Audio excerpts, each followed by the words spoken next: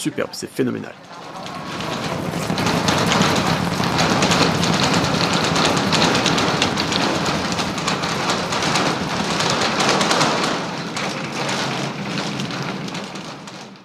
T plus 47 secondes, c'est une sacrée vue d'ici. Nous le voyons s'élever juste au-dessus de nous. Nous voyons 33 des 33 moteurs Raptor allumés sur Super Heavy alors qu'il commence son ascension.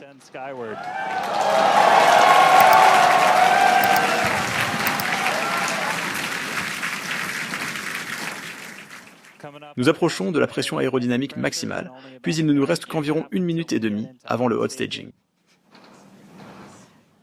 Max Q confirmé. Wow Dan, c'était incroyable. Nous pouvions sentir le bâtiment trembler ici, ressentir la puissance du véhicule. Et nous sommes à environ 1 minute de l'arrêt des moteurs du propulseur. Encore une fois, ce propulseur effectue son deuxième vol aujourd'hui.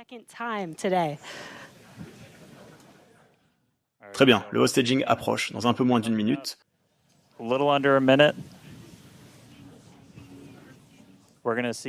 Nous allons voir tous les moteurs du propulseur, sauf les 3 moteurs centraux, s'éteindre. C'est notre version du MECO. La plupart des moteurs s'arrêtent. Et puis quelques secondes plus tard, nous espérons voir 6 moteurs s'allumer sur le vaisseau pour le propulser.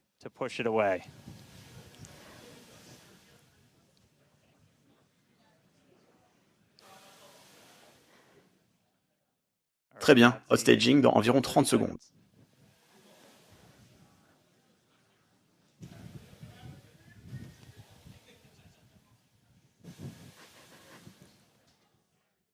Et gardez bien un œil sur la façon dont le propulseur se retourne. C'est le tout premier retournement directionnel que nous effectuons aujourd'hui. Il devrait se retourner directement vers le haut.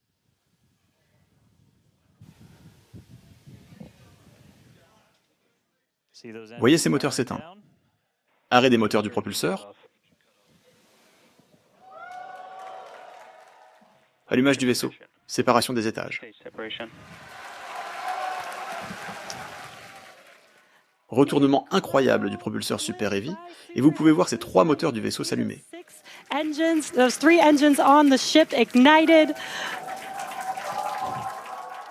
6 Raptors en bonne santé fonctionnent sur le vaisseau, en route vers l'espace.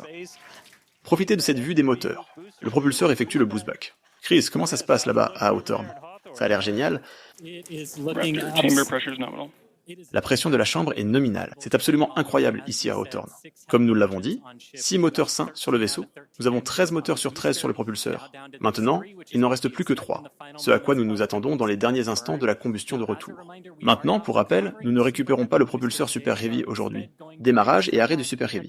Et là, nous avons eu un bon arrêt de la combustion de retour. La prochaine étape sera le largage de cette hot staging. La puissance et la télémétrie de l'avionique du Super Heavy sont nominales. Excellente annonce. Tout semble nominal à bord du véhicule Super Heavy qui retourne sur Terre. Et nous allons faire des expériences avec lui, y compris une rentrée à un angle d'attaque plus élevé, ainsi que des tests de moteur à mesure qu'il se rapproche du Golfe. Encore une fois, à cause de ces tests, nous ne le récupérons pas. Nous l'envoyons dans le Golfe exprès pour effectuer ces tests. Mais encore une fois, vous voyez le propulseur sur le côté gauche de votre écran. Vous voyez le vaisseau avec 6 moteurs sains qui continue son ascension vers sa trajectoire suborbitale prévue. Tout se passe très bien jusqu'à présent pour le 9e vol du Starship, maintenant à 4 minutes 15 secondes. Superbe vue depuis l'intérieur de la zone des moteurs arrière du vaisseau. Vous y voyez les 3 moteurs de niveau de la mer et les 3 moteurs Raptor sur le côté droit de votre écran.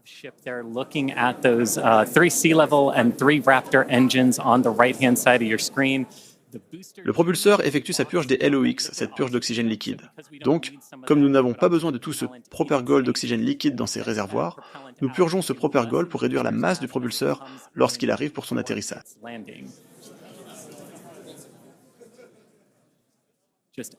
Des vues absolument magnifiques de ces 2 véhicules faisant leurs choses respectives dans le ciel au-dessus du Texas aujourd'hui.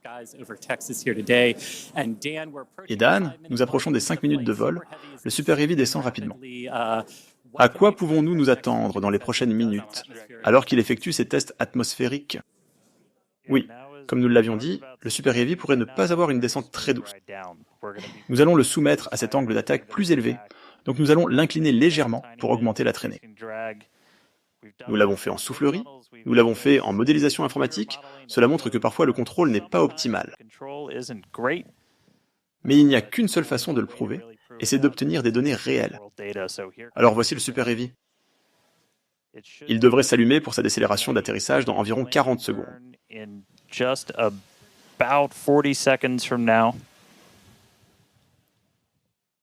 Et nous allons rallumer 13 moteurs, puis les réduire à 3 moteurs. Comme nous l'avons dit précédemment, nous allons délibérément en éteindre un. Raptor Super, les pressions de chambre sont nominales. Nous allons délibérément éteindre l'un de ces 3 moteurs centraux pour repousser les limites du booster Super Heavy. Raptor Super, les pressions de chambre sont nominales. Et nous continuons à voir 6 moteurs en bon état sur le vaisseau. 3 au niveau de la mer et 3 moteurs à vide toujours allumés, alors que le booster Super Heavy redescend vers la Terre. On peut voir ces ailerons de grille faire un travail intense. Démarrage de l'atterrissage du booster, allumé pour notre décélération d'atterrissage.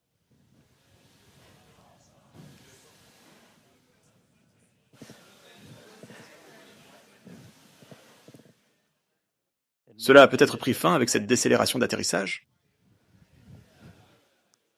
Il semble que nous ayons perdu la télémétrie du propulseur une fois que nous avons commencé la décélération d'atterrissage.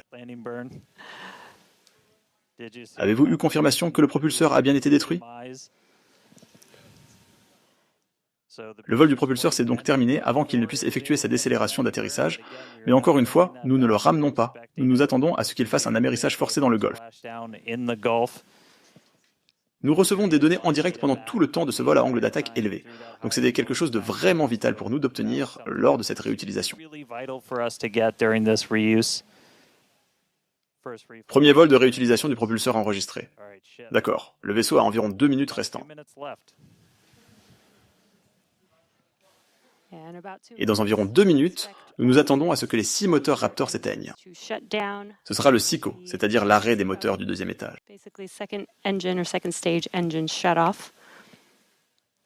Et ce sont des vues incroyables, Dan, depuis l'arrière du vaisseau, observant les moteurs rester allumés avec la Terre en arrière-plan.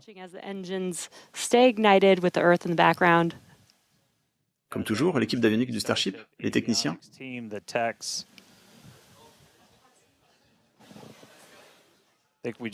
je pense que nous venons d'entendre le booster. D'accord, il nous reste environ 1 minute pour cette combustion. Tous les regards sont définitivement tournés vers le vaisseau, alors que nous traversons les dernières étapes de son ascension. Nous nous attendons à ce qu'il commence à couper ses moteurs dans environ 45 secondes.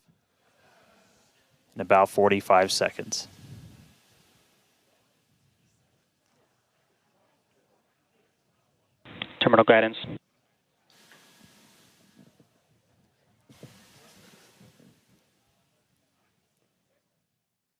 D'accord, encore environ 30 secondes. Nous sommes en guidage terminal dans les dernières étapes de cette combustion d'ascension.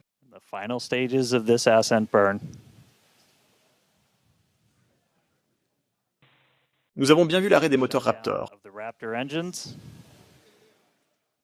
Nous les échelonnons, donc nous faisons les Raptors en premier.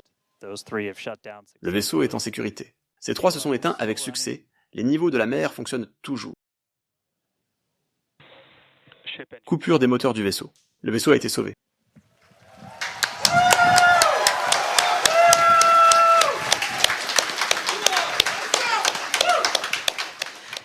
Arrêt des moteurs du vaisseau.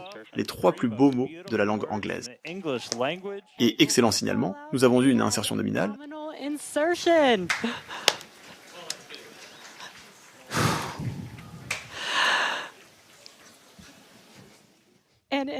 Un test de vol incroyable jusqu'à présent aujourd'hui.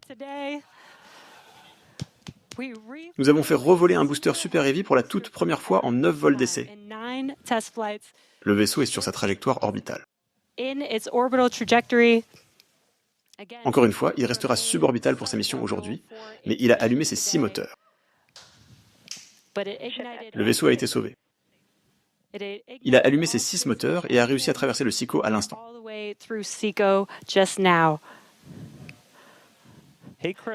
Salut Chris, comment ça va à Hawthorne, mec? Comment va tout le monde? Je pense que l'exaltation, l'enthousiasme et la joie face à ce que nous venons de voir accompli se sont propagés sur tous nos sites. Quelle vue incroyable de voir Starship en orbite autour de la Terre, à peine 11 minutes après le début de notre mission. C'est absolument excitant de voir tout cela, et super motivant de voir le travail acharné de toutes les équipes en action aujourd'hui. Comme prévu, la soirée a été passionnante jusqu'à présent pour le 9e vol d'essai de Starship. Nous avons décollé un peu après 18h30, après quelques arrêts déclenchés à T40 secondes, mais nous avons pu les résoudre, un sur le Raptor, un sur la tour, et nous avons pu décoller avec succès depuis Starbase.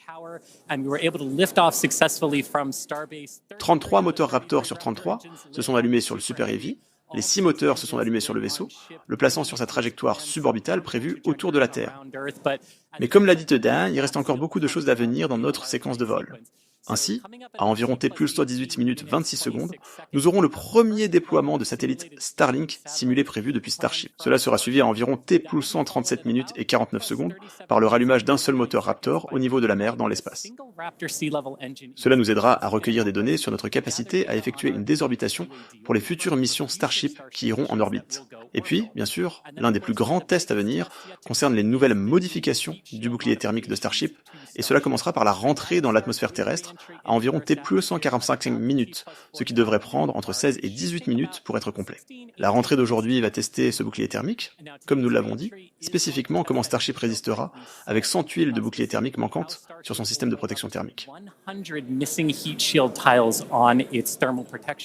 Nous avons délibérément retiré ces 100 tuiles de zone très critiques du véhicule, afin de pouvoir tester en toute sécurité, lors d'un vol comme cette trajectoire suborbitale vers l'océan Indien, ce qui pourrait se passer lors d'un vol opérationnel dans ces zones si nous venions à perdre la tuile principale du bouclier thermique au-dessus de Starship. Donc un test très critique à venir, et après cela, nous aurons la descente finale où nous allons à nouveau pousser Starship à ses limites. Nous avons clairement poussé le propulseur à ses limites aujourd'hui pour recueillir des données, et nous allons faire exactement la même chose sur ce vaisseau, en voyant comment le vaisseau gère les diverses conditions de vol dans lesquelles il devra voler, alors que nous cherchons un jour prochain à ramener les vaisseaux à Starbase pour les attraper et les réutiliser. Dans quelques minutes, Starship déploiera 8 simulateurs Starlink, de taille similaire à nos satellites Starlink de prochaine génération. Les simulateurs Starlink suivront la même trajectoire suborbitale que Starship, ce qui signifie qu'ils rentreront passivement dans l'atmosphère, tout comme Starship. Avec des tests comme ceci, nous pouvons voir comment les systèmes de déploiement de la charge utile de Starship fonctionnent en vol, tout en garantissant que ces satellites simulateurs ne présentent aucun risque pour la sécurité des personnes sur Terre ou pour les autres satellites en orbite. Regardez à l'intérieur de la soute de Starship. Vous pouvez les voir empilés au milieu de votre vue. Il y en a 4 de chaque côté, donc ils sont superposés, une pile de 4 l'un derrière l'autre. Et puis, nous allons ouvrir la porte. Elle est sur le côté droit de votre écran. Donc nous la verrons s'ouvrir, et ensuite commencer à lancer ces simulateurs Starlink dans l'espace. Nous nous attendons à ce que la porte de la soute s'ouvre dans un peu plus d'une minute d'ici. Et une fois que cette porte de la soute sera ouverte, environ 2 minutes plus tard, nous commencerons à disperser ces simulateurs Starlink. Quelle vue magnifique. Ils sont juste au bas de la pile, donc on devrait pouvoir les voir se lancer depuis là. C'est vraiment cool. Et finalement, ceux-ci transporteront des dizaines de satellites Starlink de prochaine génération dans l'espace, et cela permettra des choses vraiment incroyables en termes de vitesse depuis l'espace. Nous nous attendons à ce que la porte de la soute s'ouvre d'un instant à l'autre, donc nous sommes attentifs. Encore une fois, vous regardez l'intérieur de Starship alors qu'il est en trajectoire suborbitale. Nous avons entendu que l'ouverture de la porte était en cours. Elle n'a pas pu s'ouvrir complètement, donc ils vont la refermer.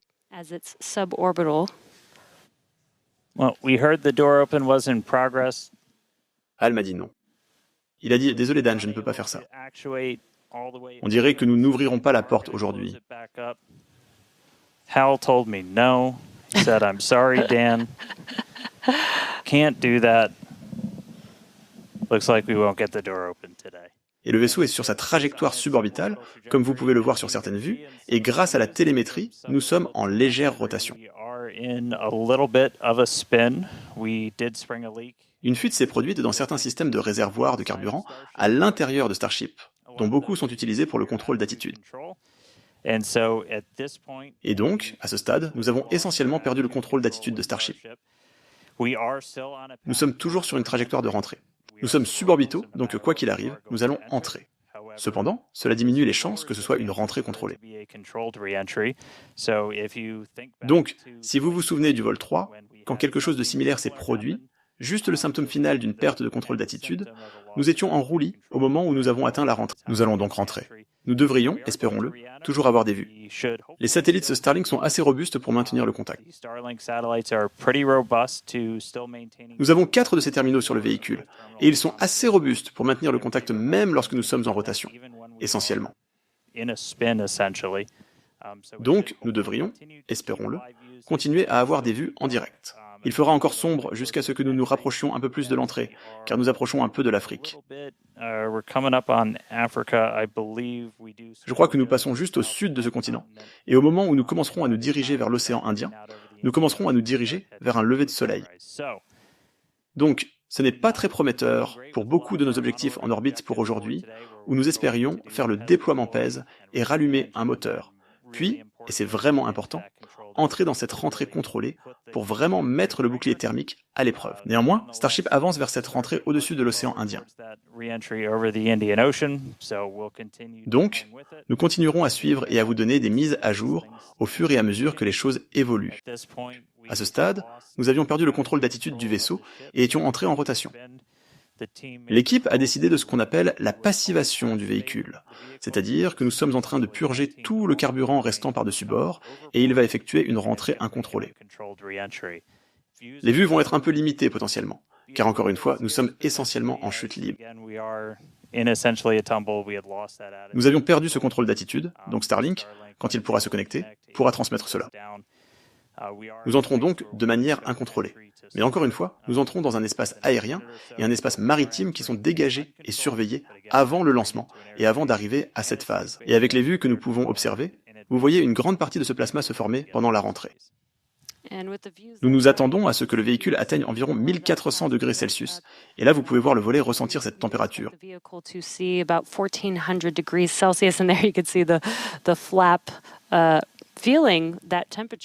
Nous avons rencontré quelques problèmes en orbite. Nous n'avons pas pu déployer les Starlink. Nous avons finalement perdu le contrôle d'attitude, en raison de fuites de propergol à l'intérieur du vaisseau. Et nous avons effectivement perdu le contrôle d'attitude. Et juste pour confirmer, nous avons officiellement perdu le contact avec le vaisseau il y a quelques minutes, ce qui met fin au 9e vol d'essai.